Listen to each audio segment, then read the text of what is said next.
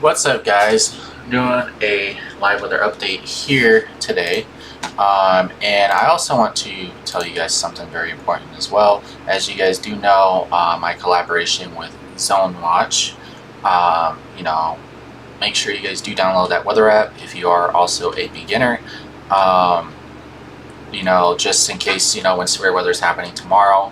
Across portions of northern northwest Illinois. Across this yellow area is going to have the highest risk of severe weather tomorrow, anywhere from central southern Wisconsin into northeast Wisconsin and eastern Iowa and northwest Illinois. So like I said, it's very important you guys do download the weather app, and I'm going to show you guys here in a second. I'm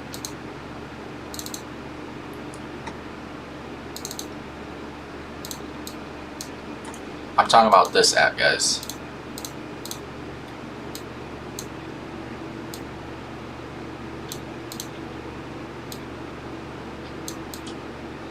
If you guys download the Zone Watch weather app here on social media, you guys can look it up in your Android or your Apple store as well to check it out, and you guys can go ahead and download it. It's for beginner use as well. You guys can track the severe weather and live weather time.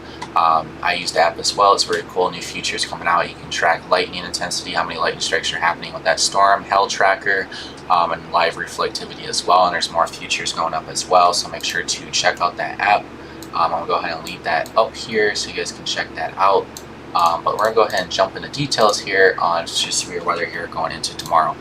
So obviously we have the yellow area here for severe weather.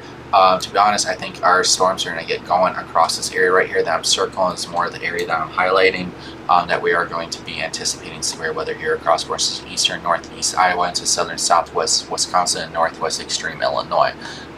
So that's what I'm thinking here. I think there's definitely a chance of some very large hail, damaging winds being the primary threat, and maybe a couple supercells can develop off the outflow boundary itself out ahead of the main line, but that's still to be determined. There could be maybe some low-end tornado threat. There could be an enhanced tornado threat. That all depends on how strong the southeasterly surface winds are and how the boundary interaction with some of these storms do develop. And we'll go ahead and go in from those details as well. I wonder if there's a tornado risk finally out for tomorrow, and there it is. There is a 2% tornado risk now out by the SPC across this area. I was waiting for them to finally, add or input it, but basically they're targeting that boundary here across portions of eastern Iowa, southern southwest Wisconsin, and northwest Illinois. Across this area, and that's where we're going to be seeing the chances of severe weather going up across that boundary, and even the chances of some low-end tornado threat. So it looks pretty much very heavy for thunderstorm activity across the area, and even the possible chances of some slight to moderate risk of flooding across that area, because some areas can pick up anywhere between 2 and 4 inches of rainfall across this circle area as well. So that's what we're watching out for as well, just besides tornadoes and large hail and damaging winds. Let's go ahead and jump into some of the forecast models here and then look at what we're looking at.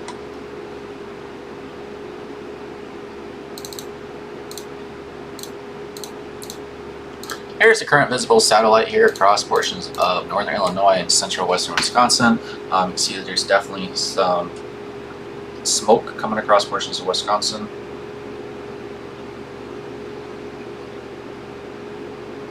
But there is some smoky areas there coming from wildfires from up north pushing down south. So we're about to go into a smoky haze again across portions of northern Illinois, southern Wisconsin, eastern Iowa. You can see there's definitely some boundary interaction with some storms developing off the lake breeze, I would say, off in portions of Michigan, but it's too dry of a cap and dry atmosphere, so the storms are dying off anyway. But go ahead and jump into the forecast models for tomorrow. We'll just look at the NAM 3 cam here and then also the HER comparing for tomorrow.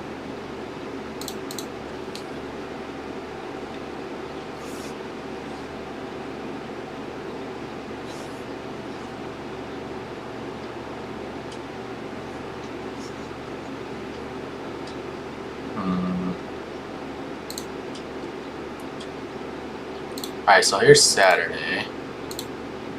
So it shows there's a Bowen line of storms here developing across portions of central eastern Iowa. There could be some isolated supercells or storms developing out ahead of it, especially on the warm front here, extending to southern southwest Wisconsin. Some Bowen line segment of storms, damaging winds being the primary threat across portions of southeast Iowa, and there could be some isolated storms develop out ahead of that across portions of northern northwest Illinois. You can see there's some strong southerly southeasterly surface winds feeding into this storm complex. I don't think there's going to be a high-end tornado threat, but wherever that boundary interaction, the storms can get surface base, we could see some brief spin-up tornadoes, and that's why there is still a low-end tornado threat for tomorrow. But it looks like everything is getting pushed off into portions of, first it was, let's see here, let's see what the HER model is showing. So the HER model is showing some isolated, maybe some Bowen storms with large, maybe low-end tornado threat across eastern Iowa, northern northwest Illinois, southern southwest Wisconsin. But you can see that there's still some storm clusters and some storms forming across the area.